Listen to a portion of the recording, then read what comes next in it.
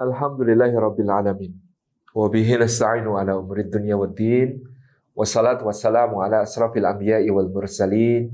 Sayyidina wa maulana Muhammadin wa ala alihi wa ashabihi ajma'in wa man tabi'ahum bi ihsanin ila yaumiddin.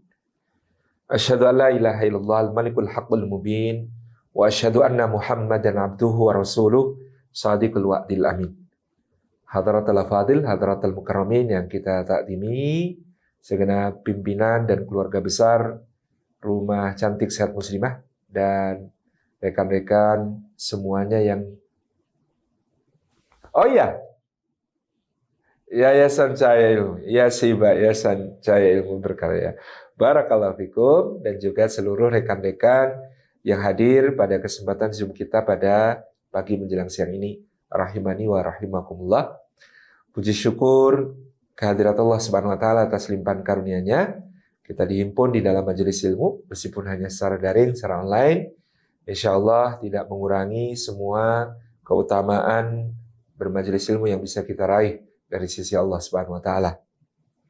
Semoga setiap langkah kita hari ini menjadi pemudah jalan kita semua menuju ke surga. Dan semoga duduk kita semua termasuk taman di antara taman-taman surga, tempat Allah mencurah-curahkan rahmat-Nya, menaungkan sayap-sayap malaikatnya, menurunkan sakinah ke dalam hati kita, dan menyebut-nyebut nama kita semua dengan bangga pada makhluk-makhluk mulia yang ada di sisinya. Hadirin hadirat yang dimuliakan oleh Allah Subhanahu wa taala, Ramadan yang akan menyapa kita sebentar lagi adalah lapis-lapis keberkahan itu sendiri. Bahkan sejak ketika kita akan menyambut, ketika kita akan memasukinya, maka kita sudah harus berada dalam dasar dari lapis keberkahan, yaitu iman. Kita menerjemahkan berkah itu sebagai ziyadatul khairi fi kulli hal, bertambahnya kebaikan di setiap keadaan. Seperti dikatakan Imam Khalil bin Ahmad, maka dalam kata berkah terkandung yang pertama makna al-luzum wa thubut, atau nikmat yang tetap dan terus melekat, yaitu iman. Yang kedua an-nama wa ziyadah, atau nikmat yang terus bertambah, meluas dan berkembang. Dan yang ketiga as-sa'adah, nikmat yang membahagiakan. Jadi kalau kita membicarakan barokah, itu lebih dari sekedar bahagia. Bahagia itu makmum kalau kemudian kita membicarakan berkah. Ya, imam pertamanya tadi iman. Ya, bagaimana iman menjadi dasar bagi semua keberkahan yang bisa kita raih di dalam kehidupan. Nah, kalau kita membicarakan tentang Ramadan, maka ketika Allah Subhanahu wa taala memanggil kita menuju ibadah puasa, maka yang dipanggil adalah ya ayyuhalladzina amanu. Wahai orang-orang yang beriman. Wahai orang-orang yang telah memiliki dasar untuk meraih keberkahan. Wahai orang-orang yang menakjubkan semua urusannya. Ajaban li amril mu'min. Karena kata Nabi SAW, menakjubkan urusan orang beriman. Kana kullu amrihi khair. Semua urusannya adalah kebaikan. Walam yakudhalika illa ala mu'min. Dan itu tidak terjadi kecuali kepada orang beriman. Dan itu tidak terjadi kecuali karena iman. Wahai orang-orang yang beriman, maka di sini kita sudah mendapatkan keutamaan urusan yang menakjubkan itu. Apa urusan yang menakjubkan orang-orang beriman itu? Yaitu apabila dia mendapatkan nikmat, dia bersyukur. Maka syukur itu baik baginya. Dan apabila dia mendapatkan musibah, maka dia bersabar. Sabar itu baik baginya. Itulah yang menjadi kebaikan yang menakjubkan dari orang-orang yang beriman ini. Jadi hadirin hadirat yang dimuliakan Allah Subhanahu wa taala, ketika Allah memanggil kita untuk kutiba alaikumus syiyam, diwajibkan atas kalian berpuasa, Dia memanggil kita sebagai ya ayyuhalladzina amanu, wahai orang-orang yang beriman. Maka itu berarti wahai orang-orang yang urusannya menakjubkan. Kenapa orang beriman urusannya menakjubkan? Karena kalau mendapatkan nikmat dia bersyukur. Dan syukur itu baik baginya. Di manakah baiknya syukur? Satu, dijaganya nikmat. Dua, ditambah dan dilipatkannya nikmat. Itu kebaikan syukur. Wa idh ta'adzana rabbukum la in syakartum la azidannakum wa la in kafartum inna adzabi lasyadid. Dan ingatlah ketika Allah Subhanahu wa taala Rabb kalian mempermaklumkan, mengumumkan, memanggil hamba-hambanya untuk memahami bahwa la in syakartum, kalau kalian bersyukur kepada Allah Subhanahu wa taala, la azidannakum, maka aku, kata Allah, benar-benar akan menambahkan untuk kalian nikmat-nikmat itu. Wala in kafartum, tapi kalau kalian mengkufuri nikmat, inna adzabi lasyadid, sesungguhnya azabku sangat pedih. Biasanya kalimat kalau paralel, depannya la azidannakum, harusnya belakangnya la u'adzibannakum, ya. Kalau kalian bersyukur, maka aku akan menambahkan nikmat kepada kalian. Harusnya kalau kalian kufur, kalimatnya aku akan mengadab kalian. Tapi Allah yang Maha Pemurah, Maha Penyayang, Maha Pengasih, itu masih memberi kesempatan orang-orang yang kufur nikmat untuk bertaubat, sehingga mengatakan inna adzabi lasyadid, sesungguhnya azabku sangat pedih. Kalimat netral, tidak memastikan siksa, tidak memastikan akan menyiksa, akan mengadab, itu tidak. Nah, ini kebaikan dari syukur.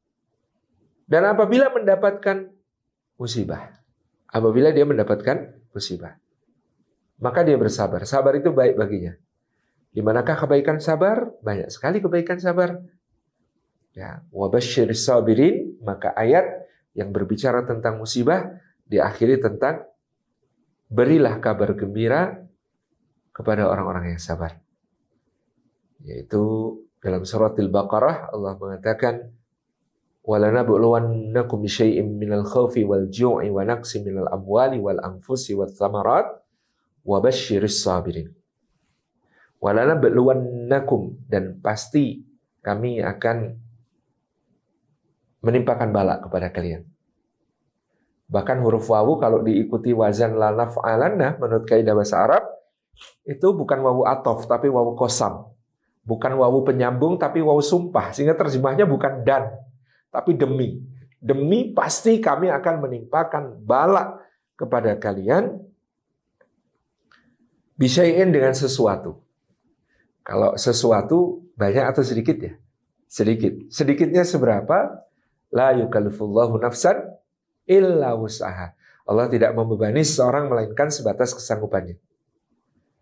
Bisyai'in, dengan satu, minal khaufi, berupa rasa takut, wal ju'i, dan rasa lapar, wa naqsim minal amwal, berkurangnya harta, wal anfus, berkurangnya jiwa, orang-orang yang kita sayangi mungkin meninggal atau meninggalkan kita, wasamarat, dan buah-buahan. Berkurangnya buah-buahan menurut sebagian ulama dimaknai proyeksi yang meleset. Nanamnya sekian, harusnya nanti panennya sekian, ternyata tidak sesuai. Investasinya sekian, harusnya nanti dapat revenue sekian, ternyata tidak sesuai. Itu namanya naqsi minal amwali wal anfus was samarat.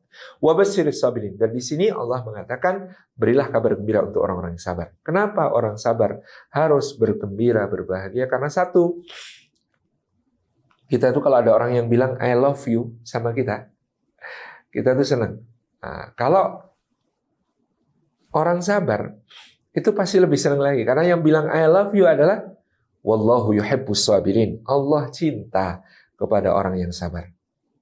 Yang kedua, kita itu juga senang kalau ada orang yang bilang aku akan selalu di sisimu. Aku tidak akan pernah meninggalkanmu. Aku akan selalu bersamamu. Dan orang yang sabar senang banget karena yang mengatakan begitu adalah innallaha ma'as sabirin. Sesungguhnya Allah beserta orang-orang yang sabar. Yang ketiga, kita tuh senang kalau dalam bekerja, ganjaran kita, upah kita, gaji kita, itu unlimited. Gajian, mana gaji saya? Itu sebelah ada gudang emas. Loh, terus seberapa? Ambil aja terserah, sebanyak mungkin. Gajian, mana gaji saya? Ini, loh kok cuma kertas? Iya, ini cek. Oh, kok panjang banget? Iya, nggak terbatas. Kok masih kosong? Isi aja terserah, mau berapa? Gitu kan? Maka orang yang sabar lebih bahagia lagi karena wa innama yuwaffas sabiruna ajrahum bighairi hisab. Orang sabar itu pahalanya disempurnakan Allah bighairi hisab, tanpa hitungan, tanpa batas di sisi Allah Subhanahu wa taala. Masya Allah. Yang berikutnya, kenapa orang sabar bahagia? Kenapa orang sabar gembira? Karena kita itu merasa istimewa kalau ada sambutan khusus ketika mencapai sesuatu. Dan orang sabar dapat sambutan khusus itu ketika masuk ke surga. Ada selebrasi khusus untuk orang sabar. Ada kalimat salamun alaikum bima sabartum. Salam sejahtera atas kalian karena kalian telah bersabar di dunia. Ini kayaknya tidak ada dalam amal saleh yang lain. Salamun alaikum bima shallaitum. Salam sejahtera atas kalian karena kalian telah sholat. Gak ada.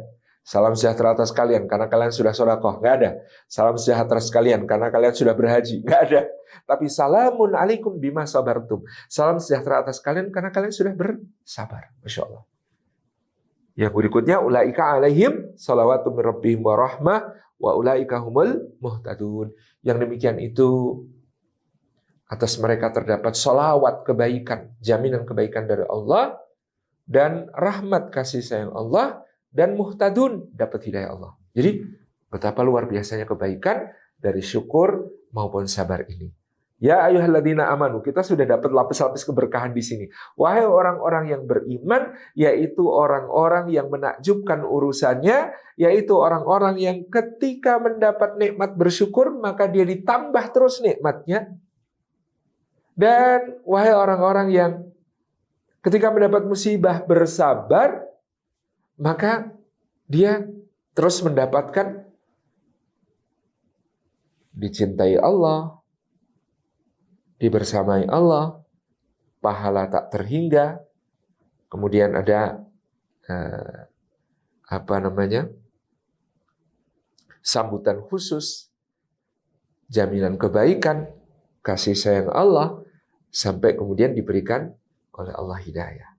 Wahai orang-orang yang beriman, berlapis-lapis keberkahannya.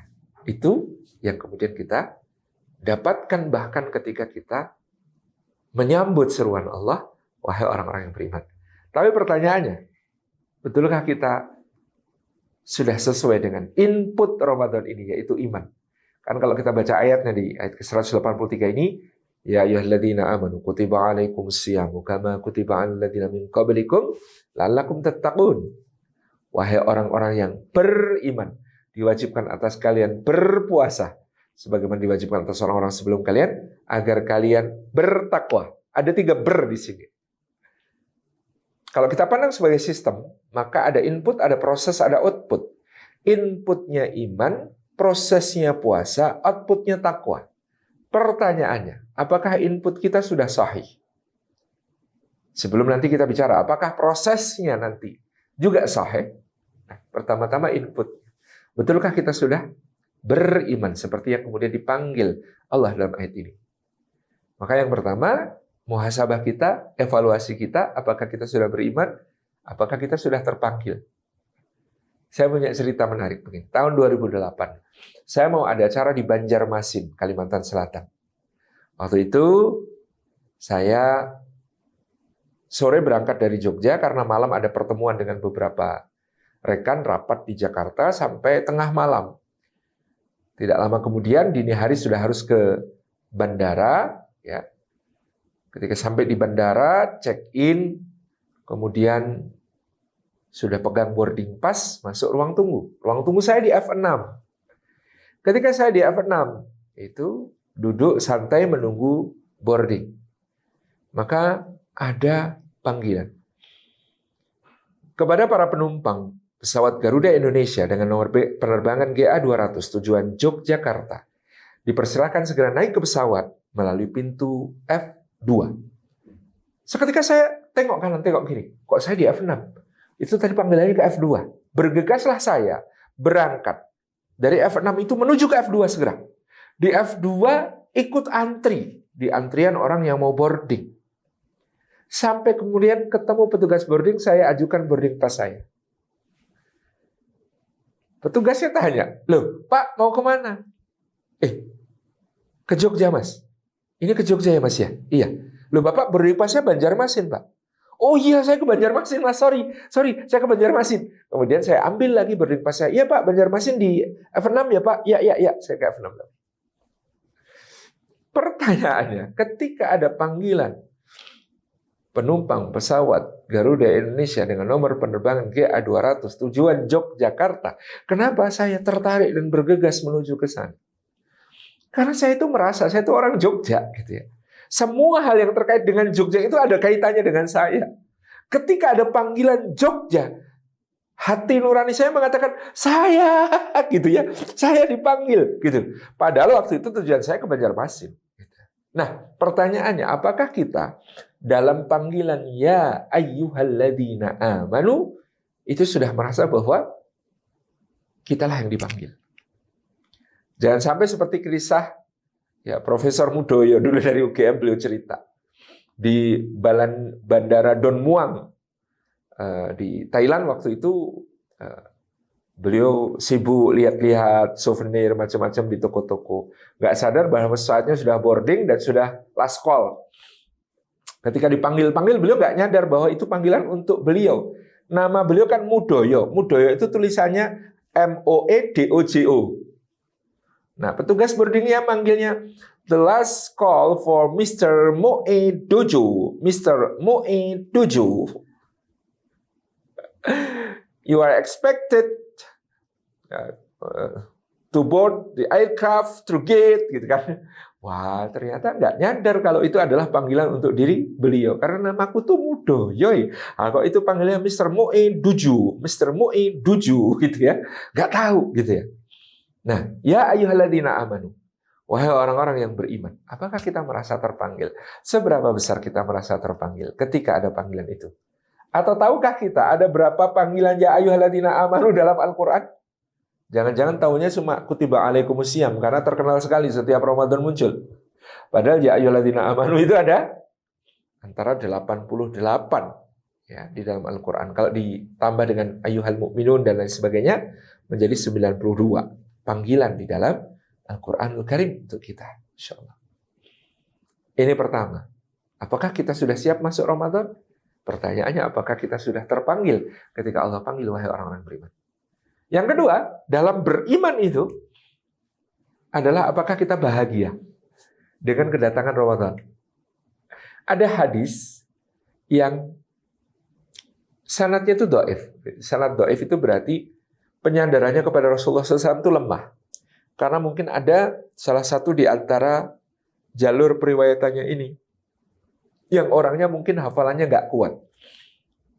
Tetapi secara makna, para ulama mengakui makna dari matan hadis ini bisa diterima atau makbul. Matannya itu bisa diterima. Karena dia terkait dengan fadhailul a'mal, bukan hukum. Bunyi hadisnya, Man faraha bidukhuli Ramadan, haramallahu jasadahu ala niran. Barang siapa bahagia dengan masuknya bulan Ramadan, maka Allah haramkan jasadnya disentuh api neraka. Masya Allah. Barang siapa bahagia dengan masuk bulan Ramadan, diharamkan jasadnya dari api neraka. Indah sekali hadis ini. Tentu bahagianya itu karena semua keutamaan yang ada pada Ramadan. Gimana nggak bahagia orang beriman? Kalau di bulan Ramadan itu tuftahu fihi abwabul jannah, dibuka di dalamnya pintu-pintu surga. Gimana nggak bahagia orang mukmin kalau dalam bulan Ramadan itu wa tughlaqu fihi abwabul jahim, ditutup pintu-pintu neraka. Bagaimana tidak bahagia orang beriman di bulan Ramadan itu kalau wa tughallu fihi asyayatin, dibelenggu di dalamnya setan-setan. Bagaimana tidak bahagia orang di dalam bulan Ramadan itu kalau dilipat gandakan semua pahala kebaikan?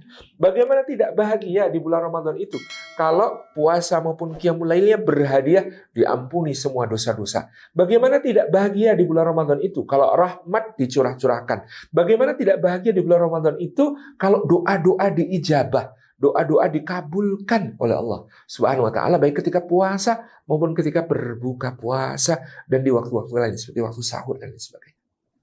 Maka apakah kita bahagia ketika Ramadan masuk? Ini akan menjadi salah satu penghitung. Apakah kita termasuk orang-orang yang siap memasuki Ramadan? Bahagia atau tidak?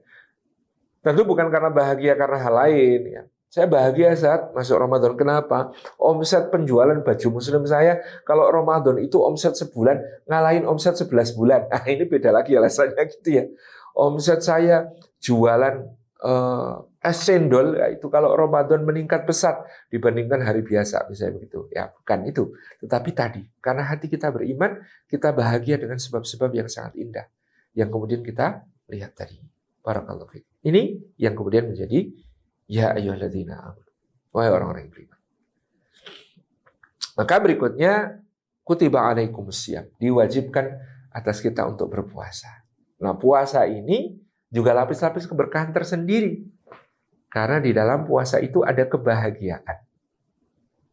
Di mana Allah Subhanahu wa taala mengatakan ada dua kebahagiaan. Ada Nabi SAW mengatakan ada dua kebahagiaan bagi orang yang berpuasa. Satu, bahagia ketika berbuka puasa. Tidak ada orang berbuka puasa kok tidak bahagia, itu nggak ada. Pasti bahagia. Asalkan puasanya benar. Kecuali ikut buka puasa bersama tapi sebenarnya tidak puasa. Itu rasanya beda. Sama yang puasa beneran tuh rasanya beda. Meskipun kita ikut kegiatan buka bersama, tapi kalau kitanya tidak puasa, itu bahagianya berbeda. Berbeda sekali. Yang kedua kebahagiaan ketika Allah nanti memberikan pahalanya. Karena pahala puasa ini khusus. Dalam hadis qudsi disebutkan, kullu amali bani adam lahu illa saum, fasawmu li wa ana ajzi bihi. Semua amal anak Adam itu adalah untuknya. Dia bisa menghitung pahalanya, dia bisa membuat hitung-hitungannya. Tetapi puasa itu khusus. Puasa itu untukku, kata Allah, aku yang akan memberikan pahalanya secara langsung. Maka disebut puasa itu separuhnya sabar. Karena pahala sabar tidak terhingga, maka pahala puasa separuh kali tak terhingga. Ya juga tak terhingga juga. Masya Allah, indah sekali. Berkah dalam bulan Ramadan yang luar biasa. Mendapatkan kebaikan-kebaikan puasa kita. Karena pada saat puasa itu, wa idza sa'alaka ibadi anni fa inni qarib. Apabila hambaku bertanya kepadamu tentang aku, wahai Muhammad sallallahu alaihi wasallam, maka aku ini dekat, kata Allah. Sangat dekat bahkan. Apalagi ketika kita puasa, maka doa-doa kita mustajab, maka doa-doa kita makbul di sisi Allah Subhanahu wa taala. Berdoalah ketika puasa itu. Ud'uni astajib lakum. Berdoalah karena Allah akan mengabulkan. Masya Allah, orang puasa. Doanya mustajab. Orang puasa. Ya. Bau mulutnya di sisi Allah lebih wangi dari misik. Lebih wangi dari kasturi. Indah sekali. Orang berpuasa, Masya Allah. Indah. Dalam bulan Ramadan itu. Semua kebaikan-kebaikan dihimpunkan. Tidak ada di luar Ramadan itu semangat kita untuk sholat berjamaah yang sekuat di bulan Ramadan. Ya tetap di bulan lain mungkin rajin. Tapi beda rasanya dengan di bulan Ramadan. Tidak ada di bulan lain semangat kita untuk menghatamkan Quran seperti semangat di bulan Ramadan. Ya mungkin di bulan lain juga hatam. Tapi tidak seperti di suasana Ramadan. Tidak ada di bulan lain semangat kita untuk melaksanakan qiyamul lail, salat tahajud. Itu seperti kita tarawih di bulan Ramadan. Yang sangat luar biasa, semarak. Tidak ada di bulan lain itu semangat untuk sedekah, beramal, berinfak. Yang kita lakukan. Yang seperti rasanya itu ringan sekali seperti di bulan Ramadan. Masya Allah. Tidak ada di bulan lain yang tempat-tempat maksiat itu banyak tutup seperti tutup di kala Ramadan. Tidak ada di bulan lain yang ya, teman-teman diajak maksiat itu nggak bisa, pada nggak mau, pada malu, pada menghormati Ramadan. Indah sekali Ramadan. Dan dibelenggu setan-setan sampai kita bisa mengenali hawa nafsu kita sendiri. Di bulan Ramadan itu kita bisa mengenali hawa nafsu kita sendiri. Mungkin ada yang protes, saat katanya setannya dibelenggu. Kok saya rasanya masih dorongan melakukan maksiat, dorongan melakukan keburukan, di dalam diri saya kok masih besar sekali. Oh, ya itu bukan setan, tetapi hawa nafsu kita. Sekarang kita kenal, inna nafsa la'ammaratun bisu'. Sesungguhnya hawa nafsu itu memang menyuruh kepada keburukan, illa ma rahima rabbi, kecuali yang diberi rahmat oleh Rabbku. Ya, berarti itulah hawa nafsu kita. Itulah harus kita kalahkan, kita taklukkan, kita kendalikan selama bulan Ramadan. Ketika setan-setan dibelenggu ini, Allah memberi kita kesempatan untuk melatih hawa nafsu kita untuk dapat under control terus setiap saat. Itu barakah yang luar biasa. Lapis-lapis terus dalam bulan Ramadan yang luar biasa. Sampai dalam tujuannya Ramadan, kita masih mendapatkan lapis-lapis berkah itu. Apa tujuannya Ramadan untuk kita semuanya? Supaya kita beribadah di dalamnya. Yang pertama, la'allakum tattaqun, dalam rangkaian ayat puasa antara ayat ke-183 sampai 187 di suratil Baqarah. Maka kita ketemu 3 la'alla. Yang pertama, la'allakum tattaqun, supaya kalian bertakwa. Ayat ke 183. Yang kedua, wala'allakum tashkurun, ayat ke 185. Yang ketiga, la'allahum yarsyudun, supaya kalian mendapatkan irsyad, mendapatkan bimbingan dari Allah Subhanahu wa taala. Ayat 186. Ini sesuatu yang sangat luar biasa. Lapis-lapis berkah lagi di situ. La'allakum tattaqun, supaya kalian bertakwa. Memang Ramadan ini goalsnya yang paling utama adalah takwa. Bagaimana kemudian kita untuk meraih takwa itu? Ya memang Ramadan tempatnya mentarbiah kita supaya merasakan takwa. Karena takwa itu landasan utamanya, kata Imam Al-Ghazali, adalah muraqabah, merasa dilihat, diawasi, didengar, dicatat oleh Allah di setiap gerak kehidupannya. Itulah takwa. Maka kita di siang hari Ramadan melatih itu. Kita bukannya makan, minum, ya, lalu keluar, gosok-gosok mulutnya biar kering. Oh panas ya puasanya, padahal baru makan. Enggak, kita enggak akan lakukan itu. Jangankan itu, kita sangat haus, kita sangat kering kerongkongan kita. Maka pada saat berwudu, sholat duhur, ada godaan. Gelek sedikit ya, gelek sedikit biar kena basah di kerongkongan. Gitu. Lakukan nggak ya? Toh sebelah nggak tahu. Yang sama-sama wudhu di sebelah aja nggak tahu. Apalagi yang dari kejauhan. Nggak ada yang tahu. Manusia nggak ada yang tahu. Tapi tidak kita lakukan. Kenapa kok tidak kita lakukan? Karena kita yakin bahwa Allah Maha melihat. Karena kita yakin bahwa pasti ketahuan sama Allah. Karena kita yakin bahwa tercatat di sisi Allah. Bahwa kita gelek jam 10 lebih 56, katakanlah begitu. Jadi kita yakin Allah melihat, kita yakin Allah mendengar, kita yakin Allah tahu, kita yakin Allah mencatat. Itu landasan takwa. Sayangnya banyak di antara kita, termasuk kami barangkali, ketika kemudian merasakan muraqabah ini, perasaan diawasi oleh Allah Subhanahu wa taala ini, kita itu hanya sebatas soal apakah puasanya batal atau enggak. Soal puasanya sah atau enggak. Tapi kita belum berhasil membawa perasaan diawasi oleh Allah itu ke kantor, ke para pejabat yang harusnya dengan merasa diawasi Allah tidak ada lagi korupsi, ke perusahaan-perusahaan rekanan yang seharusnya dengan itu tidak ada lagi suap menyuap, ke pasar yang seharusnya dengan itu tidak ada sumpah palsu, tidak ada mengurangi takaran dan timbangan. Tidak ada riba, dan seterusnya. Belum kita bawa ke sekolah, yang seharusnya dengan itu jadi tidak nyontek, tidak curang. Belum kita bawa ke berbagai aspek, ke rumah tangga. Sehingga, na'udzubillah min dzalik, mungkin ada yang masih selingkuh dan lain sebagainya. Karena apa? Karena tidak merasa diawasi, dicatat, didengar, dilihat oleh Allah Subhanahu wa taala seperti tarbiyah yang kita dapatkan di bulan Ramadan. Maka kalau kita berhasil meraih predikat takwa di bulan Ramadan ini, tabarakar rahman, lapis-lapis keberkahan lagi. Apa lapis keberkahannya? Lapis keberkahannya dalam suratul Hujurat Allah katakan, inna akramakum indallahi atqakum, sesungguhnya yang paling mulia di antara kalian di sisi Allah adalah yang paling bertakwa.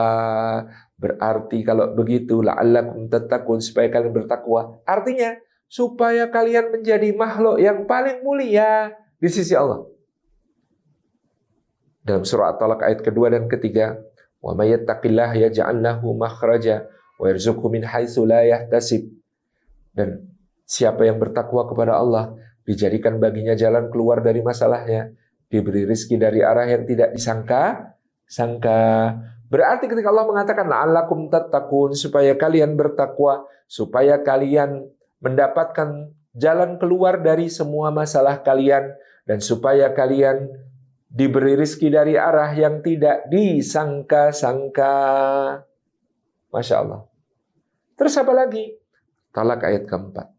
Wa may yattaqillaha yaj'al min amrihi yusra. Barang siapa bertakwa kepada Allah, dijadikan semua urusannya mudah. Maka la'allakum tattaqun, berarti supaya urusan kalian semuanya mudah, gitu ya. Masya Allah. Maka la'allakum tattaqun berarti in tattaqullaha yaj'al lakum furqana. Apabila kalian bertakwa kepada Allah, Allah akan mengaruniakan hati yang lembut, hati yang sensitif, hati yang peka, yang mampu membedakan yang hak dan batil, yang mampu membedakan yang benar yang salah, yang halal yang haram, yang baik yang buruk, yang terpuji yang tercela. Indah sekali. La'allakum tattaqun itu lapis-lapis keberkahan. Luar biasa. Wala'allakum tashkurun ayat 185, dan supaya kalian bersyukur. Bersyukur itu juga lapis-lapis berkah. Tadi sudah kita singgung, menjadikan kita dijaga nikmatnya, menjadikan kita dilipat gandakan nikmatnya. Dalam surat Ibrahim ayat yang ke-7 tadi, la in syakartum la azidannakum wa la in kafartum inna adzabi lasyadid. Karena di bulan Ramadan kita memang dilatih untuk bersyukur, Ibu-ibu. Jam 3, jam 4. Apalagi main ke pasar sore kampung Ramadan Jogokarian. Itu rasanya semua mau dibeli, semua mau dimakan nanti. Ya gorengan, ya kolak, ya es koktel, ya es buah, ya es campur, ya es dawet, ya kipo, ya risoles, ya tahu, macam-macam. Ya lapis, semua kayaknya mau dibeli, mau dimakan. Tapi kalau tiba waktu berbuka puasa, di genggaman kita ada air putih. Air putih itu diteguk, gelek. Alhamdulillah, kemudian kita mengatakan, Zahabat dhama'u wa btalatil uruqu wa thabatal ajru insyaallah. Telah hilang dahaga ya Allah. Telah basah kerongkonganku ya Allah. Telah tetap pahala ya Allah di sisi. Amin. Maka seteguk air putih itu, Masya Allah ya, seteguk air putih. Bismillahirrahmanirrahim. Nikmatnya. Itu kayak ada manis-manisnya ya Bu ya. Nikmat sekali rasanya air putih itu untuk berbuka puasa.